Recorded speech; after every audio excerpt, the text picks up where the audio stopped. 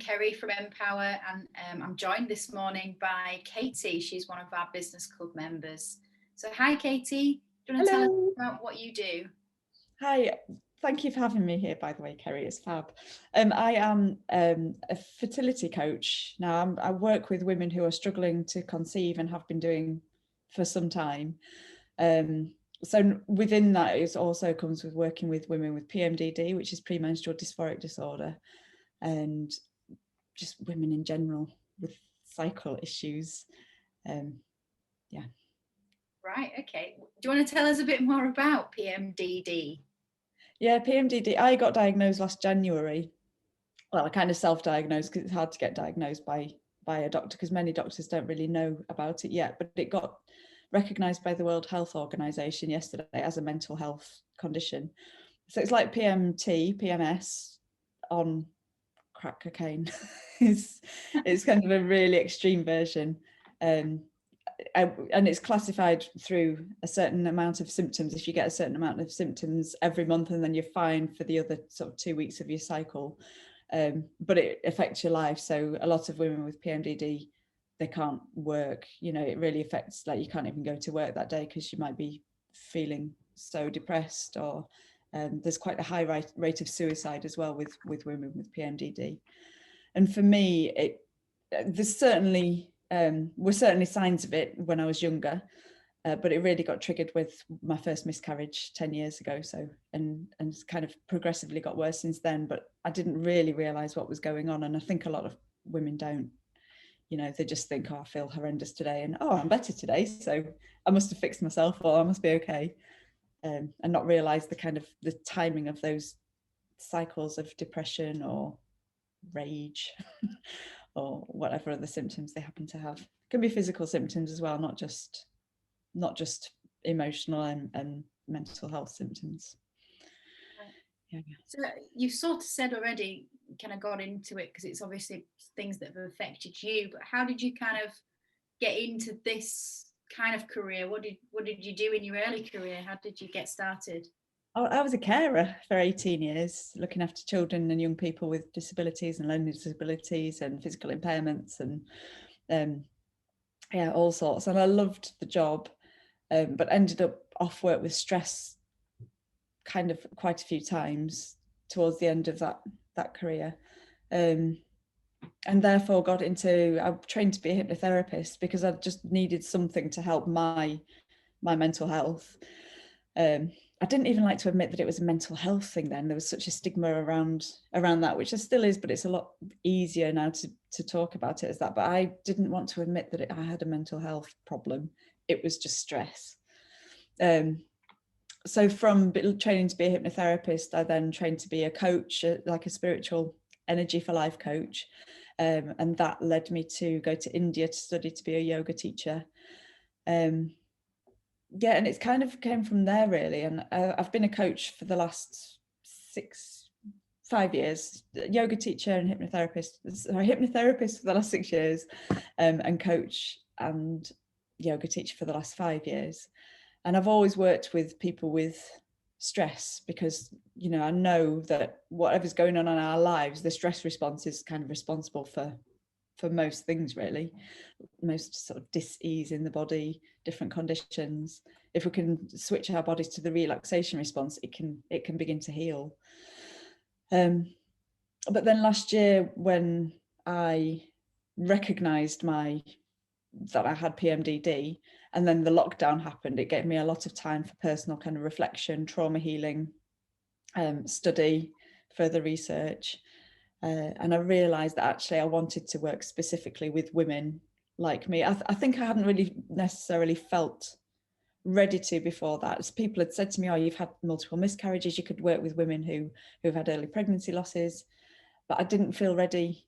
I hadn't really grieved until last sort of August. I hadn't really grieved even from a decade before, because these things are so taboo, aren't they? You're supposed to just brush it under the carpet and get on with it because it happens to most people. So, you know, what's the big deal? But when I really allowed myself to sort of stop and feel those feelings and acknowledge that I'd had these losses, no matter how early they were, they were losses to me. So I was able to then grieve them and shifted myself into a place where I can now help other women in the similar positions. So it's been, everyone's had the journey, haven't they? That's mine. Yeah, wow, it's so interesting, and so there's a lot in the media right now, isn't there, and a lot of kind of celebrities coming forward that have experienced miscarriages and this kind of thing, and also some really interesting kind of influencers and stuff I see on Instagram out there talking about this. Do you think it's becoming less taboo? Or I think so. When I had my first one 10 years ago, I knew that my mum and my sister had had one, but they didn't really speak to me about it.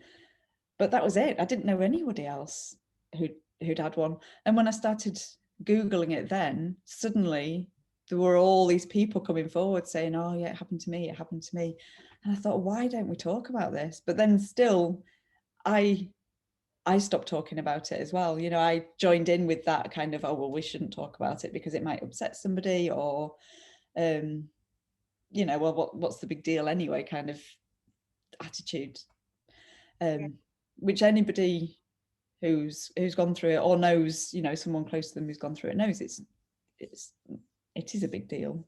Well, I mean, it's different for everybody. For some people, some people might be a bit relieved if they didn't want to be pregnant in the first place, but for people who have been kind of trying to conceive for a long time, that pregnancy test that says, that little line that says it's positive, it's all the hopes and dreams that are then lost. I can't remember what the question was. Sorry, I've digressed. I was just kind of wondering whether it's become less or more taboo or whatever. No, it's not. I mean, in the media, isn't there? And there is, and especially with like Meghan Markle coming out, and speaking quite openly about hers, which I thought was very courageous, really, because I mean, being so openly in the media all the time makes you very open to all sorts of feedback, doesn't it? But I think it's more prevalent, but I obviously have an awful lot of that on my Instagram and my Facebook and things anyway, so it's difficult to know if it's kind of more talked about in the general population or if it just happens to be within our circle. You're going and finding it kind of thing. Yeah But there's definitely more out there than there ever was, I think, anyway, and a lot more about sort of just about menstrual cycles and things. But again, it might be my age. When you're younger and you hear sort of yoga women talking about their wombs and their yonis and stuff, and you think, oh, that's all a bit much for me. But as you get older, you kind of get more in touch, don't you, with your own body and less embarrassed about these things. So it's an interesting question. Is it more talked about, or is it just that it's more in our presence because of where we are in our lives? I don't know, really.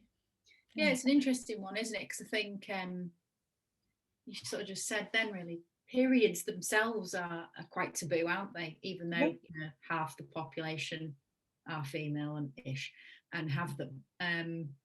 It seems, so weird that it's not, you hide a pad up your sleeve if you're out, or you know what I mean, when you kind of need to go to the loo and use them or whatever. And why it's so taboo, I don't know. And it sort of makes me think, I've got a young daughter, she's 2, but I really don't want her to ever feel like that. But it's an interesting kind of society thing, isn't it, of it being a bit taboo. Yeah, and it potentially comes from, well, there's so much like cultural history around females and the sort of feminine power that scared men, and the whole patriarchy was created because of the fear of the feminine power and stuff. But I've been reading a lot about red tents, and I think we used to have them here, but certainly in other cultures they still have like this red tent culture where when a woman is at that time of a month, that very sacred kind of bleeding time, they go and they take their rest, and often, you know, people in those tribes are synced with each other anyway, so the women have this kind of time together where they massage each other's feet, and they really kind of honor the rest that we really need at that time of the month when we bleed, and it kind of syncs with the moon cycle as well. We don't even sync with the moon cycle anymore because of electric lighting, but we used to.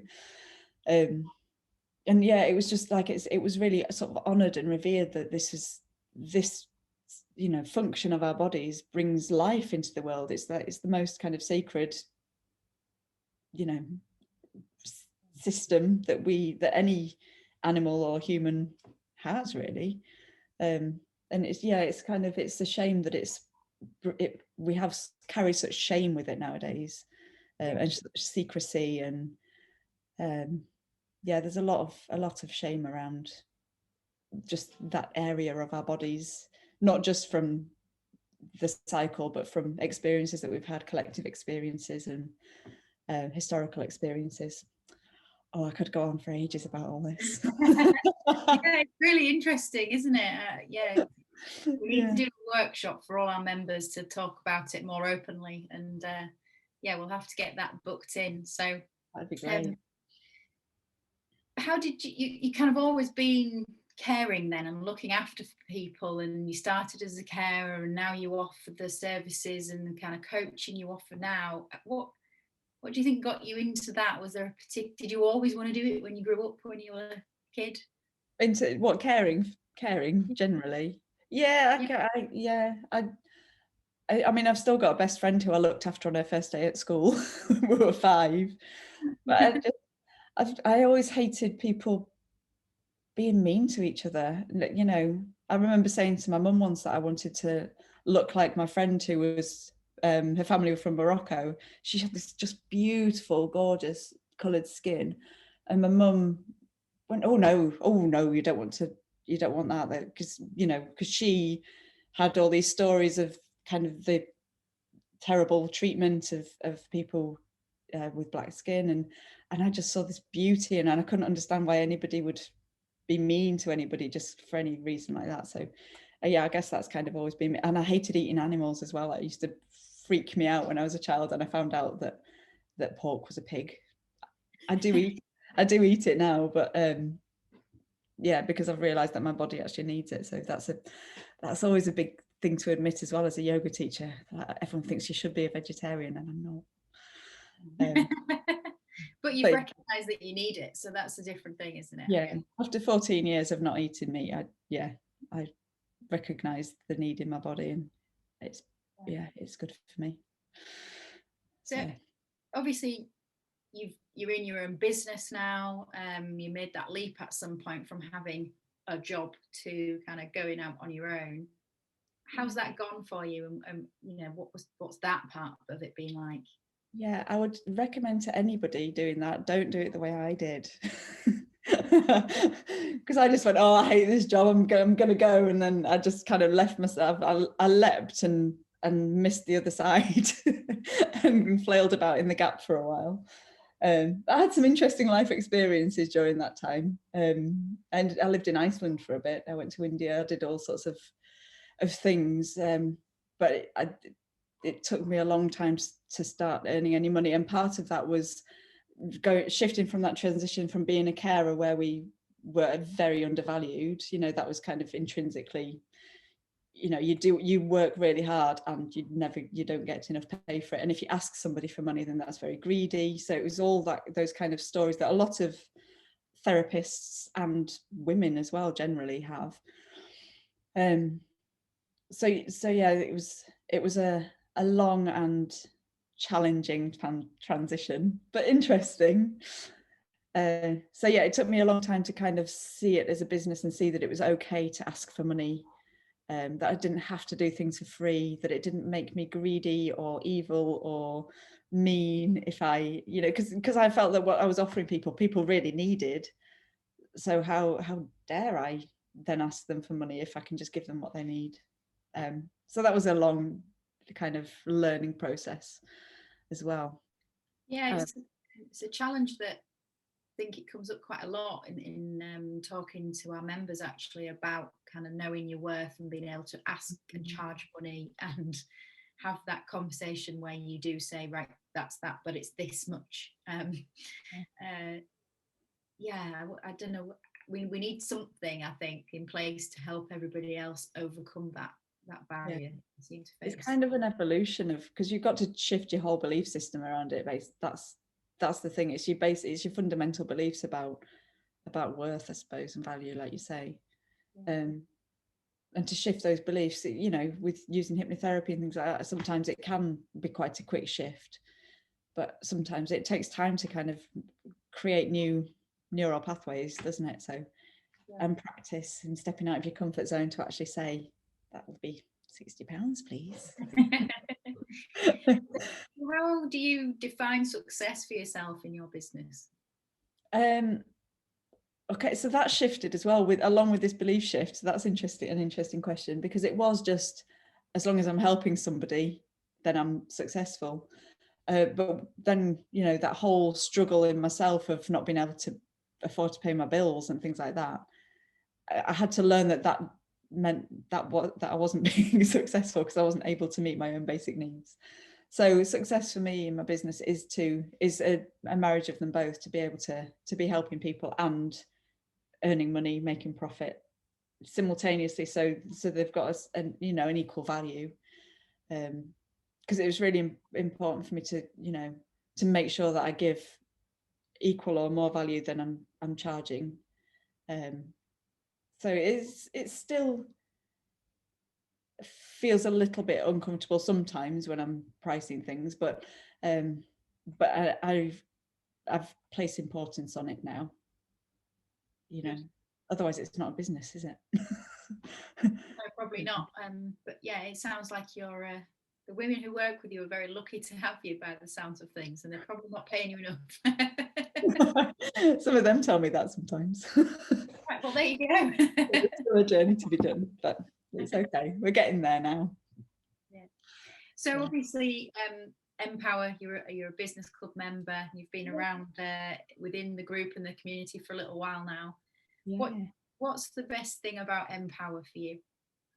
For me, it's always been the kind of the really friendly society community of support, really. And it all comes from Tracy's attitude. Tracy's just such a lovely, friendly, open, you know, generous kind of a person, and she makes, like, when I first joined, the first networking I went to, I was terrified because I'd been to a BNI before that. So I was like, oh God, what do I need to say? What do I need to do? And it was just really chilled and just fun. And yeah, it was so cool. And then I spoke to Tracy, that I said I'd like to do a couple of workshops or whatever. And she made that possible for me really, really quickly. You know, she's just so accessible. And the friends that I've made there, in fact, someone said to me the other day, where'd you get your clients from? And actually the majority of clients that I've had so far are from this group. Yeah, it's just really cool. Everyone's just really cool, and just yeah, it's just a really lovely way of kind of meeting people. And it's never pressured, it's never like you're encouraged and have the opportunity to kind of promote yourself and things, but you don't have to be or do anything that you don't want to. You know, you can just be yourself completely and be comfortable all the time. That's amazing feedback. Yeah, you've kind of said, I think we'll just stop now. Yeah, I can't rate it highly enough. That's, you know, I talk about you all the time to my friends and stuff. Right. Yeah, it's just ace. I think Tracy will probably cry when she watches this back and realizes how much you love her. She needs to hear it. She needs to know. And well, as you know, I feel so kind of lucky to now be part of it and working with her alongside her in her mission. Like the shifts as well since you've come in, as you know, has been noticeable. You know, it's like kind of brought sort of everything that all her skills and experience and enthusiasm into kind of even more of a tangible product, I suppose, you know, and an offering for people like me. So Great. thank you. Great. So how's it going with you were working on your new website and things a little while back. Have you got any further with those bits and pieces? A little bit.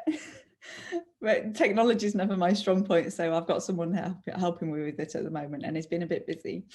But also I think that things are never quite evolved until you're ready for them to evolve, and since I started it in kind of January already, I've evolved since then, and now I'm ready to kind of put my offer out there and I'm creating a digital course for women to help them stay sane while they're trying to conceive, and it has to be digital because they can sync it with their own cycle. You know, there's no point in me standing and teaching you about your 2-week wait and helping you to get through that if you're not in your 2-week wait. So it's under construction but nearly ready. That sounds fantastic. So it was more that you know, we want to be able to point people somewhere to be able to get in touch with you or whatever, but we can put the links with the video when we put it all live. Thank you. Yeah, well, here and LinkedIn, I'm prevalent here and on LinkedIn at the moment as well, so that's kind of got my offers and things in lieu of my website being up and running. Yeah. Great. No, well, thank you so much, Katy. It's really lovely to chat to you. I think we could be here for hours if we if we really got into it. So yeah, we'll have to get that workshop booked in. Definitely. Yeah, that'd be ace. Thank you so much for having me. It's been lovely to speak to you. Thank you. Bye. See you soon. Bye.